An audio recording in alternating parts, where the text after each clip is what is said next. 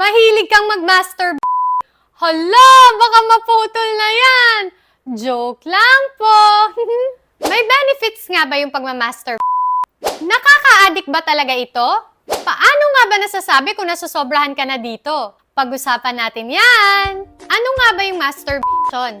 Ito po ay isang common activity na nag-i-involve ng paghawak sa mga genitals o kaya naman sa mga sensitibong area ng katawan natin para makaramdam ng pleasure o kaya naman ng sexual arousal. Ito ay isang natural at safe na paraan para ma-explore ang iyong katawan, makaramdam ng pleasure, at ma-release yung build-up ng sexual tension. May benefits nga ba ito? Ito ay maaring makatulong para makareduce ng stress, makarelieve ng tension. Nakaka-improve din ito ng quality ng sleep mo. Maaari din ito makatulong para maka-increase ng focus, maka-boost ng mood, maka-alleviate ng mga sakit, ma-enhance ang sex life, at nakaka-prevent din ito ng anxiety at depression. Wala ding risk na mabuntis o makabuntis ka dito, at rare din magkaroon ng mga sexually transmitted infections. Siguraduhin lamang na malinis yung mga sex toys na gagamitin mo. Nakaka-addict nga ba talaga ito? Sa ngayon, marami pa pong mga debate tungkol dito. Hindi pa man ito nire-recognize bilang isang addiction, nire-recognize po ito bilang isang compulsion o bilang isang compulsive sexual behavior.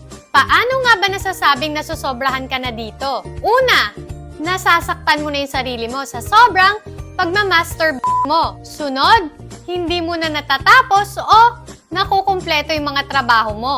Andyan din yung nagsasuffer na yung mga relationship mo. Kabilang na sa iyong pamilya at sa iyong mga kaibigan. Pati life mo nagsasuffer na din. Wala ka na ding iniisip kundi puro pagmamaster. At nagmamaster ka sa mga inappropriate na lugar at inappropriate na oras. Naku, wala namang problema sa pagmamaster. Kaya lamang kung nakakaapekto na ito sa iyong araw-araw na gawain at nakakasama na ito sa iyong buhay, mas makakabuting humingi ka na ng tulong. Magpakonsulta ka na sa doktor. Kung gusto mong malesen ang iyong pagmamaster, makakatulong kung i-replace mo ito ng ibang activities. Maaari kang humanap ng ibang hobby, mag-jogging ka, o kaya naman i-spend mo yung time mo kasama yung mga family mo at mga kaibigan mo. Nakaka-reduce nga ba ito ng risk ng pagkakaroon ng prostate cancer?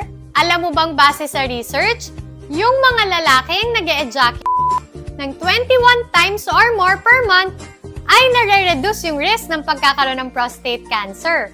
O, hinay-hinay lang sa pagmamaster, ha? Gigil nyo si Doc. At laging tandaan, it's your choice, it's your body. Do it when you're ready. Gets ba? Okay.